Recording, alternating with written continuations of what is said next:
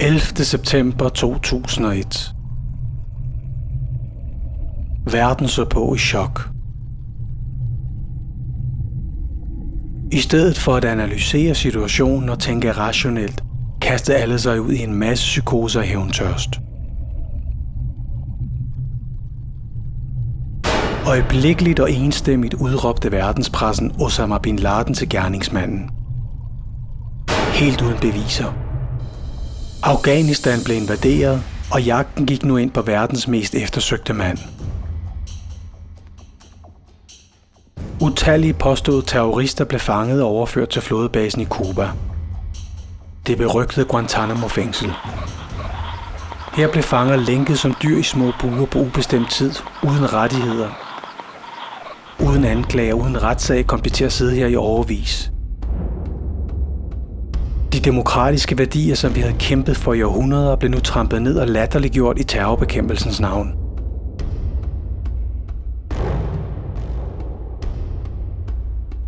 Fanger blev behandlet fuldstændig i strid med menneskerettigheder og international lov. Noget vi havde kritiseret Kina og Sovjetunionen for tidligere.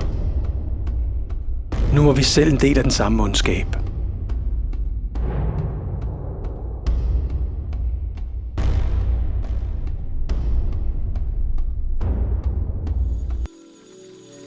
Dem, der vil opgive grundlæggende frihed for en smule midlertidig tryghed, fortjener hverken frihed eller sikkerhed. Benjamin Franklin.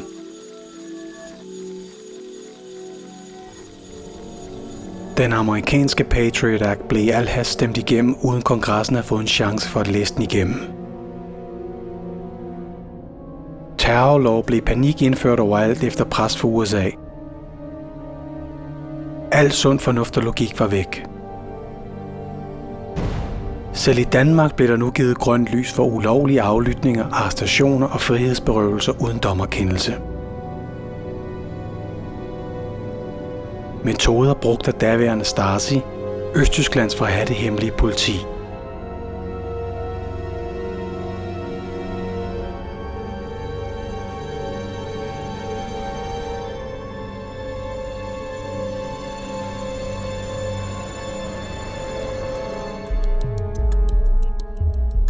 Vi er på vej til et samfund, som ikke længere bygger på retsstatens principper. Birgitte Kofod Olsen, Institut for Menneskerettigheder.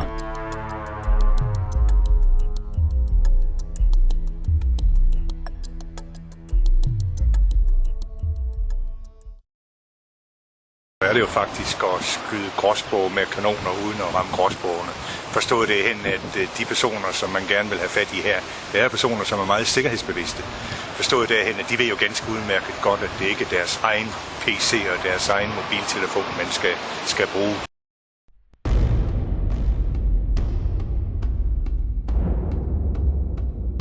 Vi er dybt betænkelige ved den måde, regeringen forvalter menneskerettighederne på. Sammen med førende jurister, tidligere PET-chefer og menneskeretseksperter er vi nået til den erkendelse, at det er gået for vidt. Amnestys pressechef Ole Hoflund.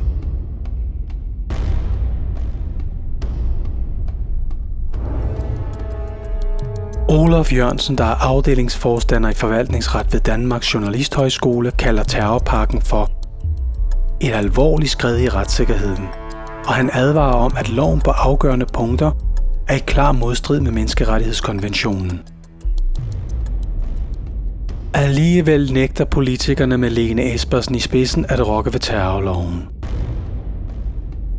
Jonas Christoffersen, der er cand.jur. Og adjunkt ved Københavns Universitet, deler opfattelsen af, at justitsministeren har været uimodtagelig for kritik, og at stort set alle indvendinger er blevet fejet af bordet.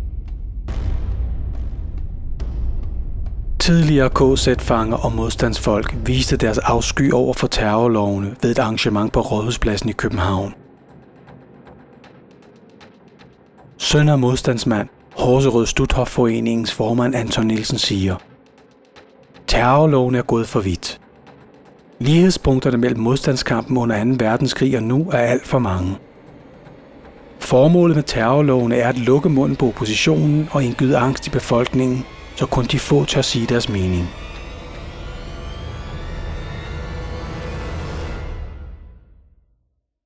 Aaron Russo, filmproducer, måske bedst kendt for Bossen og Bumsen, og ikke mindst filmen Freedom to Fascism. Aaron var personlig ven af Rockefeller. Han fortæller her, hvad 11. septembers terrorangreb i virkeligheden handler om. Can you be specific about when you met Rockefeller, how it happened in these discussions?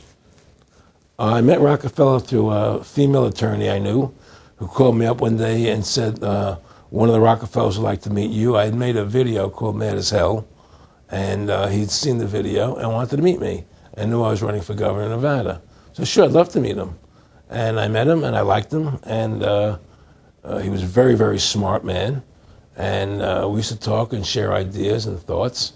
And he's the one who told me 11 months before 9/11 ever happened that there was going to be an event.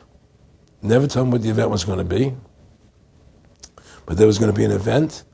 And out of that event, we were going to invade Afghanistan to run pipelines from the Caspian Sea.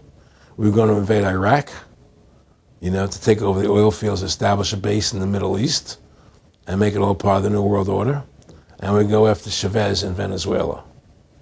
And sure enough, later 9/11 happened. And I remember he was telling me how you're going to see soldiers looking in caves for people in Afghanistan and Pakistan and all these places.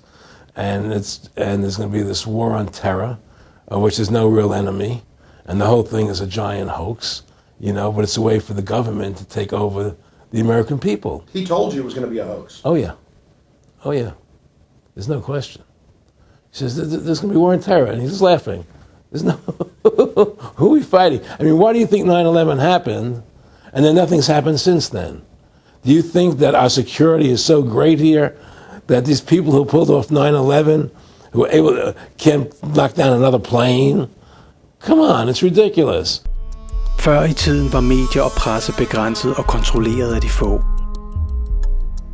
Det var derfor let at styre og bestemme, hvilken viden og informationer befolkningen fik kendskab til. I dag har internettet med den eksploderende alternative presse vækket millioner op. Og de officielle nyhedsmedier har stille og roligt mistet deres magt, indtjening og troværdighed. Flere og flere kompetente faggrupper kræver nu en ægte uvildig undersøgelse af begivenhederne omkring 11. september. Lærte, piloter, brandmænd, arkitekter og ingeniører. Selv i Danmark har vi en 911-gruppe. Dødstallet er foreløbig nået op på 150, mens 1500 er meldt kvæstet.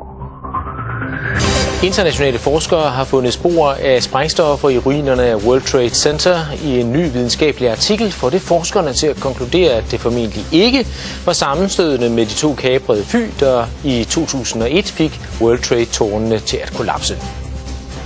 Der er ikke så stor nyhedsværdi i det her, som du måske tror. Fordi at de 3 skyskrabere blev revet ned, det er der 100.000 af mennesker over hele verden, der ved. Fordi det har været krystalklart længe af mange andre grunde, end jeg kommer med her. Det her, det er kun det sidste søm i kisten. Det var da jeg så bygning 7, som er den 3. skyskraber, styrte sammen. Da jeg så den første gang, fordi den styrtede ned 7 timer efter tårnene. Og der var altså kun 2 flyvemaskiner.